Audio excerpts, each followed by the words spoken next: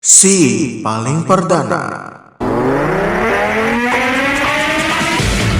Kejaksaan Agung menetapkan Ketua Pengadilan Negeri Jakarta Selatan Muhammad Arif Nurianta sebagai tersangka kasus dugaan suap senilai 60 miliar rupiah.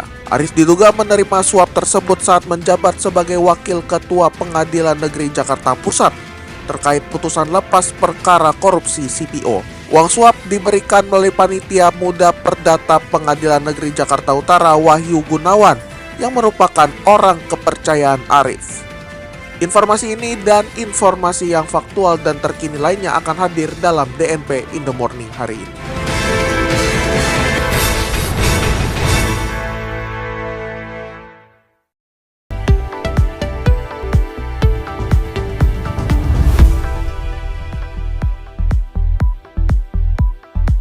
Selamat pagi Indonesia dan selamat bergabung dalam DNP in the Morning untuk edisi hari ini 14 April 2025. Saya Kevin Manoy dan langsung saja kami hadirkan fokus utama kami untuk pagi ini.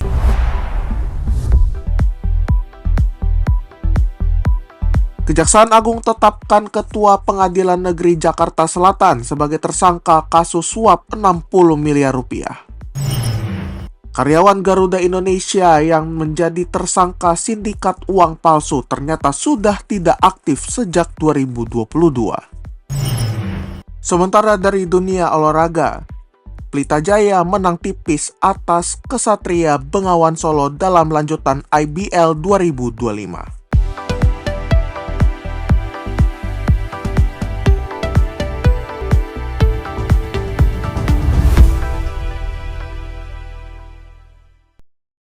Kejaksaan Agung resmi menetapkan Ketua Pengadilan Negeri Jakarta Selatan Muhammad Arif Nurianta atau MAN sebagai tersangka dalam kasus dugaan suap dan gratifikasi senilai 60 miliar rupiah.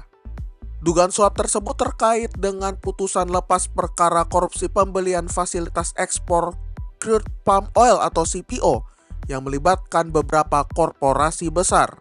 MAN diduga menerima uang suap tersebut saat masih menjabat sebagai Wakil Ketua Pengadilan Negeri Jakarta Pusat dengan uang disalurkan melalui orang kepercayaannya Wahyu Gunawan. Uang suap diberikan oleh tersangka MS dan AR yang merupakan advokat dalam kasus tersebut untuk mempengaruhi putusan agar dijatuhkan onslak, yaitu putusan yang membebaskan terdakwa dari segala tuntutan. Kejaksaan Agung saat ini tengah mendalami aliran dana suap tersebut untuk menyelidiki kemungkinan keterlibatan pihak lain, termasuk majelis hakim yang menjatuhkan putusan onslak di Pengadilan Tipikor Jakarta Pusat. Atas perbuatannya, MAN disangkakan melanggar beberapa pasal dalam Undang-Undang Pemberantasan Tindak Pidana Korupsi dan diancam dengan hukuman penjara. Seorang karyawan Garuda Indonesia bernama Bayu Setio Aribowo telah ditetapkan sebagai tersangka dalam sindikat uang palsu yang melibatkan 8 pelaku. Pihak manajemen Garuda Indonesia menyatakan bahwa Bayu telah menjalani cuti di luar tanggungan perusahaan sejak tahun 2022 dan tidak aktif bekerja sejak saat itu. Peran Bayu dalam sindikat tersebut adalah menerima uang palsu dari Amir Yadi dan memerintahkan pelaku lain untuk menjualnya. Garuda Indonesia menyatakan sangat menyesalkan keterlibatan karyawannya dan mendukung penuh proses hukum yang sedang berjalan. Sebagai bentuk sanksi, Garuda Indonesia akan memberikan sanksi disiplin internal kepada Bayu dengan sanksi maksimal berupa surat peringatan tingkat 3. Sanksi tersebut akan diberikan sesuai dengan perkembangan proses hukum dan ketentuan yang berlaku di perusahaan. Seorang dokter anestesi program pendidikan dokter spesialis atau PPDS Universitas Padjadjaran bernama Priguna Anugrah telah melakukan pemerkosaan terhadap anak pasien di Rumah Sakit Hasan Sadikin Bandung. Kasus ini terungkap setelah laporan dugaan kekerasan seksual tersebar di media sosial yang menyebutkan 2 dokter residen di RSHS melakukan pemerkosaan dengan modus menggunakan obat bius dan bukti CCTV juga tersedia. Priguna Anugrah melakukan pemerkosaan dengan modus meminta korban untuk menjalani cross-match beralasan untuk mencocokkan golongan darah untuk transfusi sementara korban sedang menjaga ayahnya yang membutuhkan transfusi darah.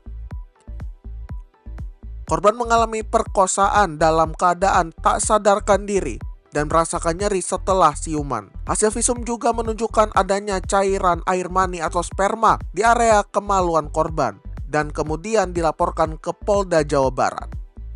Adapun Universitas Padjadjaran dan Rumah Sakit Hasan Sadikin telah mengkonfirmasi kasus ini dan Unpad telah memberikan sanksi tegas. Sementara izin praktek Prigunanugra telah dicabut.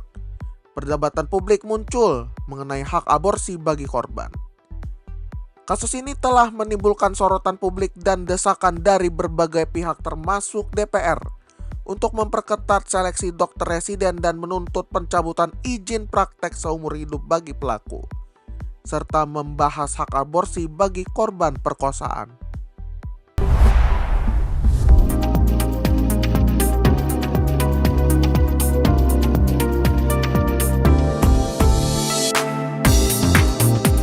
Pelita Jaya berhasil mengalahkan Ksatria Bengawan Solo dengan skor 6-9, 6-6 dalam lanjutan IBL 2025.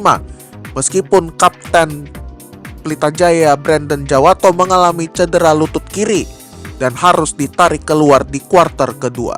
Meskipun kehilangan Jawato, Pelita Jaya menunjukkan dominasi sejak awal pertandingan dengan unggul 20-13 di kuarter pertama dan 40-28 di babak pertama. Tim asuhan Milos Pejic memberikan perlawanan sengit di kuarter ketiga dengan memperkecil ketertinggalan menjadi 10 poin.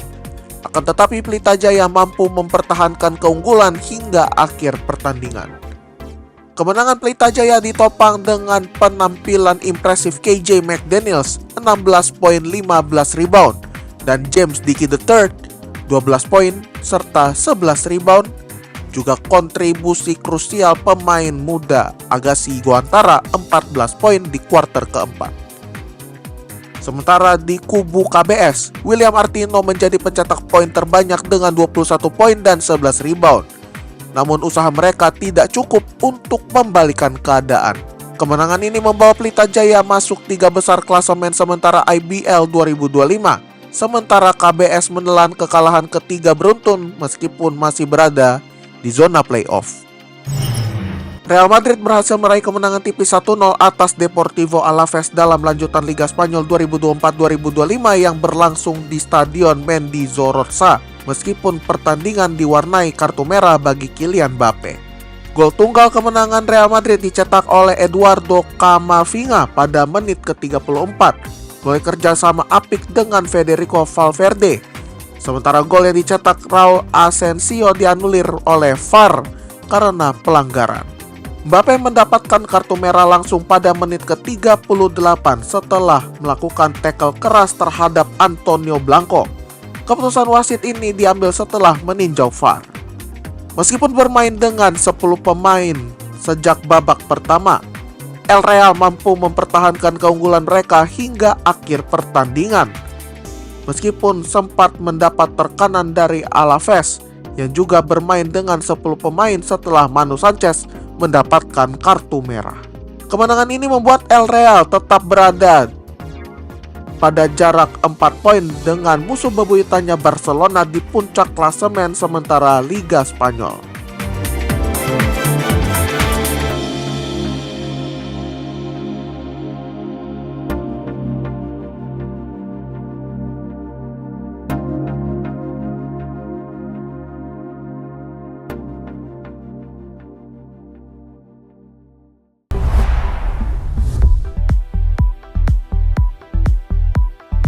Itulah berita-berita yang dapat kami sampaikan dalam DNP in the Morning hari ini. Tetap dengarkan kami setiap hari di platform podcast kesayangan Anda, serta kanal YouTube DNP Media Network. Wakili kerabat kerja yang bertugas, saya Kevin Manoy pamit undur diri. DNP Integrated News, lebih informatif, lebih terinformasi. Selamat pagi dan sampai jumpa.